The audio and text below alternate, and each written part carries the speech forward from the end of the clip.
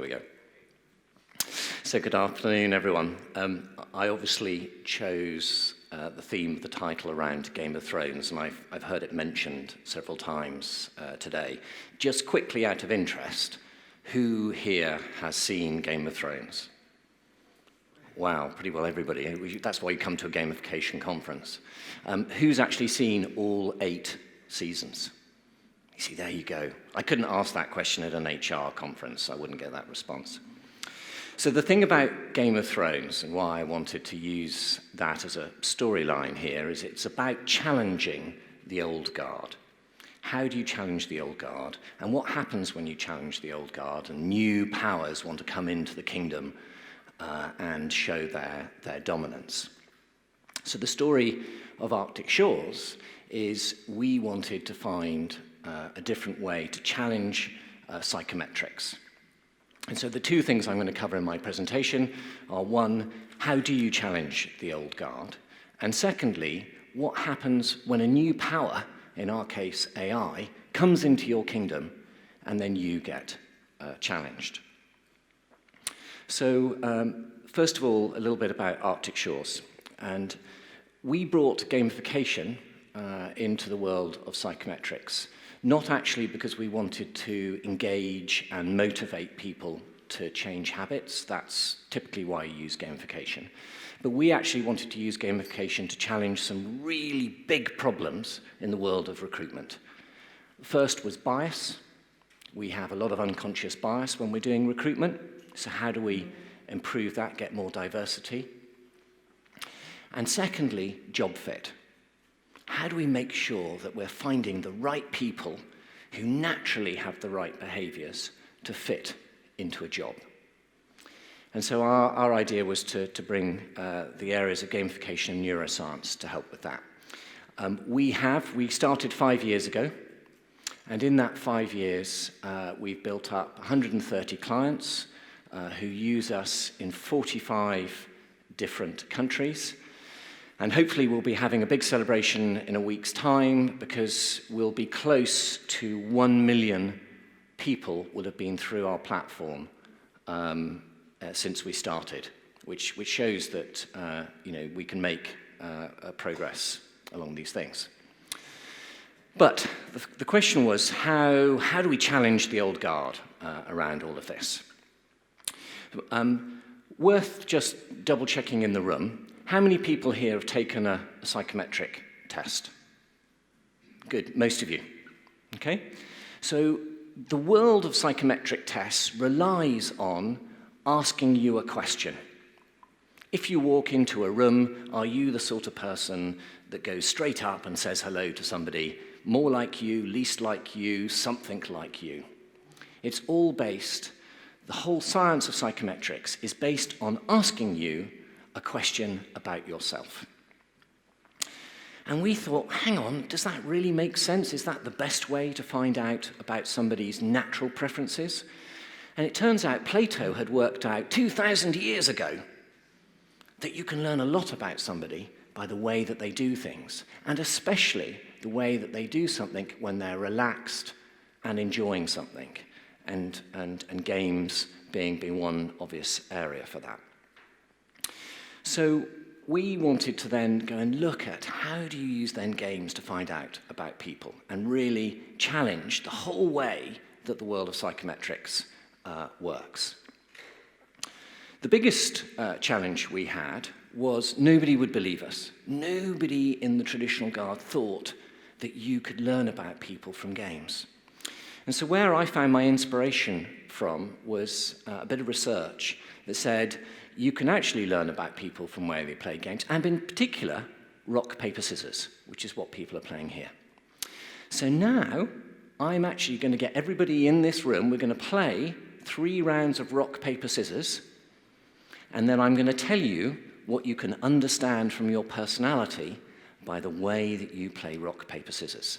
But I'm not going to tell you the start. This will be a totally new way now, and you'll be thinking, oh my goodness, what's going to happen when I'm playing rock, paper, scissors? How is Robert going to be analysing my personality? So, we're going to play 3 rounds of rock, paper, scissors, okay? And just in case it was a long time ago that you were on the playground and you were playing rock, paper, scissors, I'm just going to remind you of the rules, because also actually in some countries it's different. I know in Germany there are 4 elements to it, but we're going to play the international version of rock, paper, scissors, where there is only 3 things, rock, paper, scissors. It's a zero-sum game, so remember, it's a zero-sum game. Rock beats scissors, scissors beats paper, paper beats rock. Okay, it's that simple. Now, I don't mind, and we'll find partners in a minute, I don't mind how you play rock, paper, scissors. Some people like to hide it behind their back and suddenly reveal. Some people like to wave their arm. Some people just like to go for the sudden take the draw. I don't mind how you do it. It probably tells something about your personality. You choose, but we're going to play 3 rounds, okay? Now, everybody stand up. You've got to find one partner. It's one-on-one, okay? We're going to play one-on-one. So make sure you have found somebody to play one-on-one. Yes, loosen up your hands. I like that. Get into it. So has everybody got a partner? Hang on, we've got somebody here who's missing a partner. Anybody else? Anybody else? If not, you can play me. Okay, come and play me. Okay. When I say 3, you're going to reveal. So we're going to go 1, 2, 3, and on the 3rd, when I say 3, you're going to reveal what you're going to do. Okay? So 1, 2, 3. So now we're playing round 1 of the rock, paper, scissors psychometric game. Are you ready? 1, 2, 3. You win. Okay. Round 2. Are you ready? 1, 2, 3. Oh, twice. Okay. Round 3. Are you ready? 1, 2, 3. 3 times. You sussed me. Okay, sit down. So one of the things that we learned about rock, paper, scissors there, everybody has fun doing it. So the point about games is that if you find an easy game like rock, paper, scissors, everybody can do it. So if everybody can do it, why then can't we use that to understand things about people? So, quick question, who won all 3 rounds of there? Yes, I got beaten 3 times, can you believe it? I put it down to me being distracted, but there is a world championship that you can go to if you want to practice for that. That was my beer. So, what is the personality piece around this? Well, think back to round 1. Think back to the first round, and I was very careful to explain to everybody that this is a zero-sum game. So in that first round, you've got no data point from the person that you were against in this. 0 data point. So when I was saying 1, 2, 3, your brain's going, ooh, I could choose any one of rock, paper, or scissors on this. I can choose any one. And in most cases, you'll just choose the one that you feel most comfortable with, because you've got no other data point at that point. It's a zero-sum game, so which of the 3 do you most like? Now, it turns out people who want to come across as robust and strong will start with rock. Whether that's true of you or not, well, this was the one we started after. But most people, this is, you want to start off. Now, typically, rock is a sign of strength, so I feel comfortable with this. It quite often happens on male as well. I want to say, yeah, no, I'm as strong as you, I'm going to start with this. So that is one interesting area. Then the other area is people who start with paper. Now, paper is a handshake. It's like a friendly. So people who like to start with paper are more empathetic, more friendly. I like you. I'm going to start off like this. That's what my brain feels comfortable with. And then people who start with scissors. Scissors is quite an interesting one, because scissors is both creative. You can make things with it. It's also quite sort of cunning, because actually I can cut something with this too. So people who start with scissors tend to be a little bit more strategic, a little bit creative as well. And then the interesting thing comes with what happens at round 2. At round 2, do you repeat, if you won, your winning move, or do you change? now we have to think about something. So now we're learning in the next round a different set of behavior, because now we have a data point, and then how do we react to that new data point? The point about all of this is that you are making decisions while you're having fun, and if I can find a way of understanding what those decisions are, then I can understand you. And this is the neuroscience behind all of this. Your brain is listening and reacting to stimuli, and based on the stimuli that you'll be presented with, different parts of your brain will be triggered. Some will be dampened, and some will be excited. So what Arctic Shores did was, could we find a way then of making a number of gamified tasks that we could then learn about your personality preferences? And it turns out that there was loads of research in neuroscience that said you could do these type of tasks, and then we would know what part of your brain was being stimulated, and then we could learn about your personality. So we gamified them. If you look back, each one of those tasks in there, we simply put a better user interface. But here is the great thing about gamification. It's not just about the interface that we created. We picked up lots of data about the micro behaviors people were making in our app. And that ultimately, I think, is what's so clever about gamification. It's not just about engagement, it is about the data that you collect about people. And we collect up to 12,000 data points in a 35-minute session. Now, think back to the psychometric test that you did. It probably took you an hour, and maybe you answered 50 questions, 50 data points.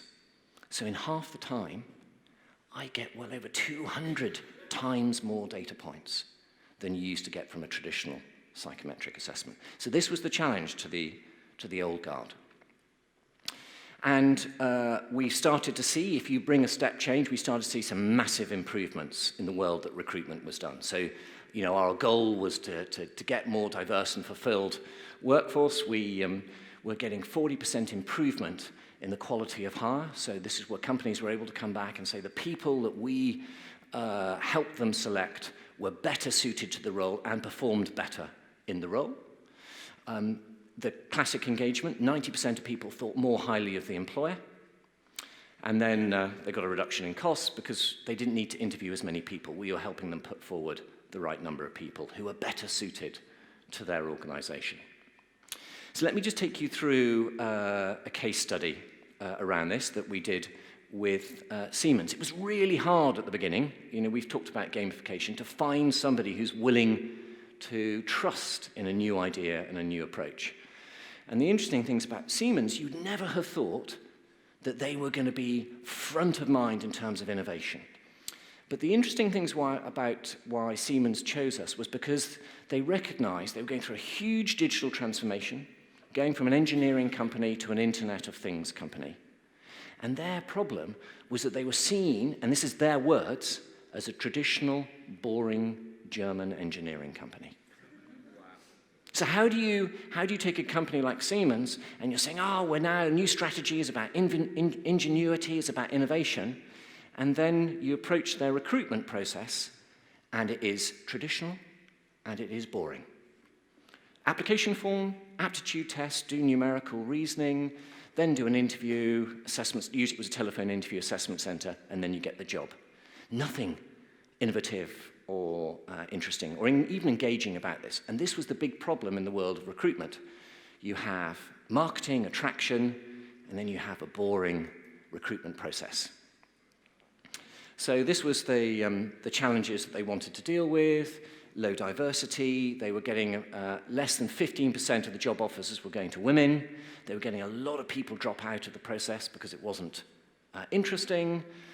And they got a very poor employer branding rating. So our idea was, how do we then bring in a gamified assessment to improve all of that? And Arctic Shores then replaced the aptitude test. We went through a new process. Find out what good looks like in the organization. Do that through behaviors. Get real employees to go and do our game-based assessment. Match that to what performance looks like. And then everybody who goes through our app gets a score of, are they a good fit to be a Siemens engineer or not? And these were the results. Female pass rate jumped from 15 to 31%. And this year, we're now in their third year, it's going to be 44%. So they were hoping, they were happy if they'd made a 10% improvement. Because that was kind of engineering, we'll make a micro improvement. They couldn't believe that by bringing in gamification into the recruitment process, you could make that kind of difference. It was huge for them. Quality of hire up 40%, costs reduced 34%, because we were putting better people forward for the assessment centre so they didn't have to run so many. And then 90% felt more positive and really started to identify that Siemens was genuinely changing. So what were some of the lessons that we learned from 5 years of doing this? Because it hasn't all been straight. Interesting, in the last talk, we heard particularly about Zombie Run. You have to learn from these things. We're on our fourth iteration of our game-based assessments, our fourth iteration. And interestingly, at the beginning, it was all about, we had space cadets, we had fireflies, we had really strong graphics, we turned it into a game with a story, and then the feedback from the users was, I'm applying for a job. I don't want to play a game to get a job. This is really important to me. I don't mind being engaged, I don't mind the user interface being really friendly, but I don't want to play a game. So interestingly, we were all around gamification and how it was going to improve the brand, but we had to tone down the use of the word play and the use of the word game. And so now we talk about it being a behavioral-based assessment. To the companies, it's gamification, but to the user, it's about being a behavior-based assessment. It's a bit more engaging, less stressful, was one of the key sort of words that we started using from user feedback. The next we thought was really important. Nobody got feedback in the recruitment process. I don't know, how many of you here have you gone through a recruitment process? You might, if you're lucky, have got an email that said, sorry, you're not selected. And yet you would have spent hours applying for that company, putting in why you'd like to work for them, and you get zero feedback. So what we thought is, and it's amazing if you come from I don't come from the psychometric industry. I literally just thought, well, of course, we're going to gamify it, and the key thing about gamification is give feedback. Surely everybody in the recruitment process gives feedback. Nobody did. They honestly thought I was mad when I said, oh no, we should be giving feedback to every candidate that applies to you about what did we learn about their personality strength. So we give feedback. There's an automatic report that gets generated in seconds that goes to every candidate that goes through our platform, and we give them career guidance based on their personality strengths as part of that. And then the last thing is you've got to make it relevant, and that's the point about if you give feedback. The other thing, we were giving points, and people said, why are you giving me points? I'm just applying for a job. I don't need points. I don't need a leaderboard. What I want is feedback, and how can I use that feedback to do something to improve my likelihood of getting a job? So in the feedback report, we give some career guidance back to them. So make the feedback relevant. It's easy to get excited about gamification and put things in there that actually they may be relevant to gamification in general, but weren't to our specific user case. And that was one of the things that we learned around that. So I'm just going to sort of finish off now on suddenly everything was going well for Arctic Shores. People were using us, nearly 1 million users. And then the world of AI appeared, and every startup that was coming out of the US was saying, forget about gamification, it's all about AI now. We can go and find out from your Facebook likes, we can find out from your CV what hobbies you like, we can find out where you go on holiday, and with an AI algorithm, we can find out if that person's going to be a good fit for a job. And everything in the world of Arctic Shores suddenly became challenged around this. So first of all was to understand about AI and how does AI apply to, could we use AI as something to enhance what we do rather than it being a threat?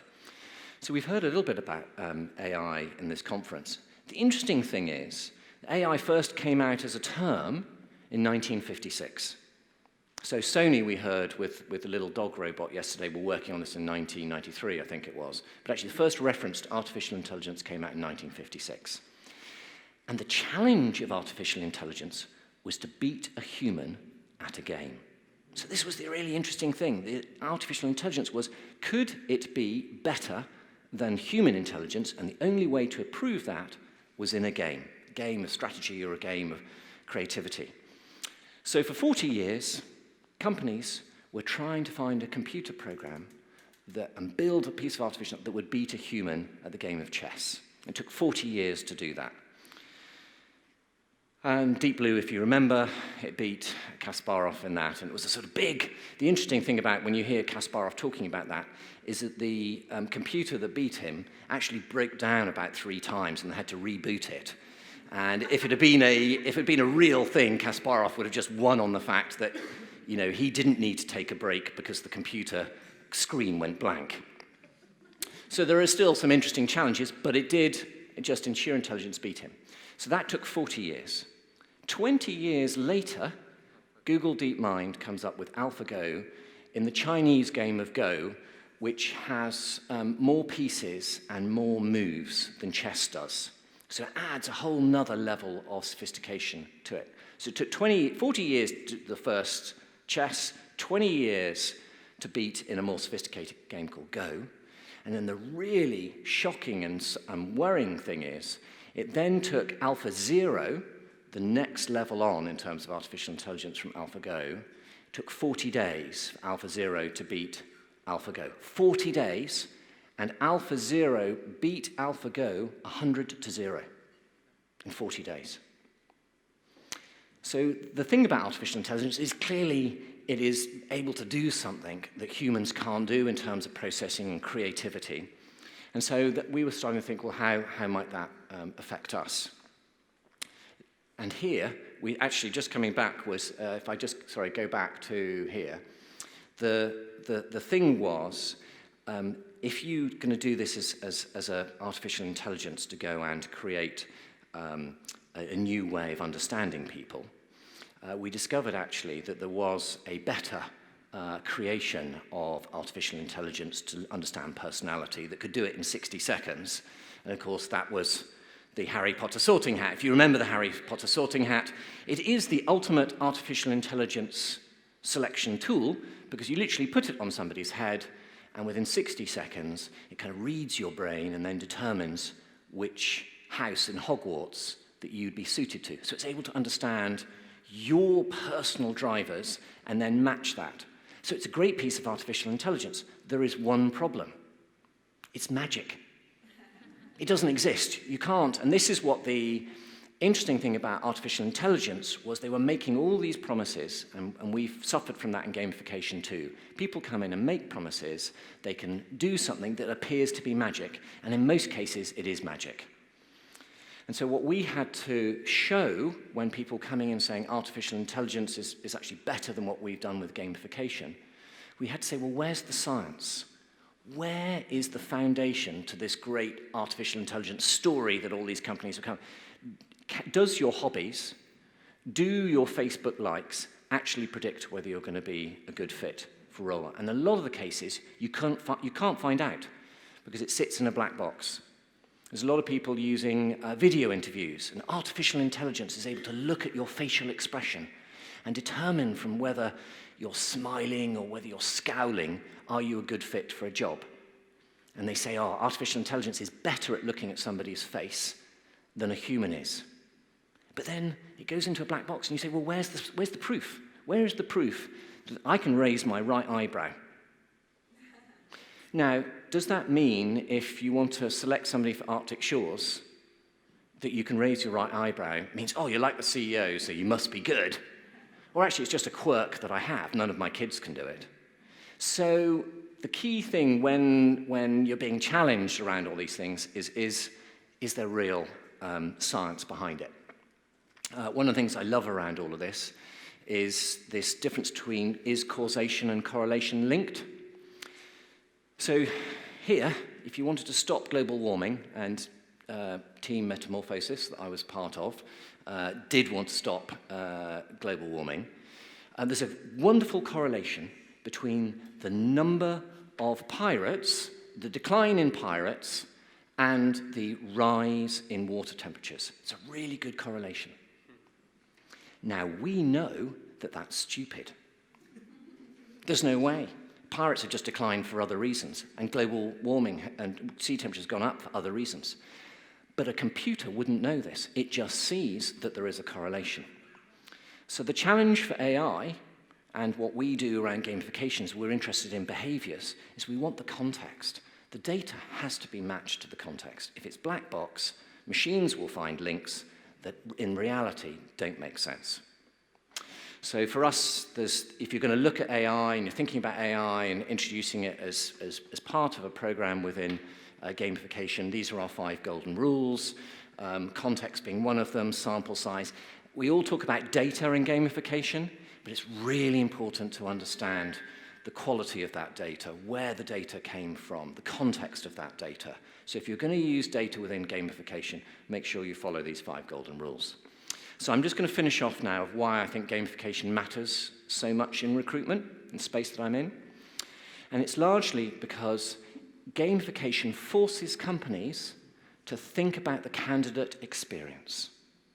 So for the first time, companies, rather than just assuming people will apply for a job, they're lucky to come to Siemens, Deutsche Telekom, whoever it might be, and apply for a job.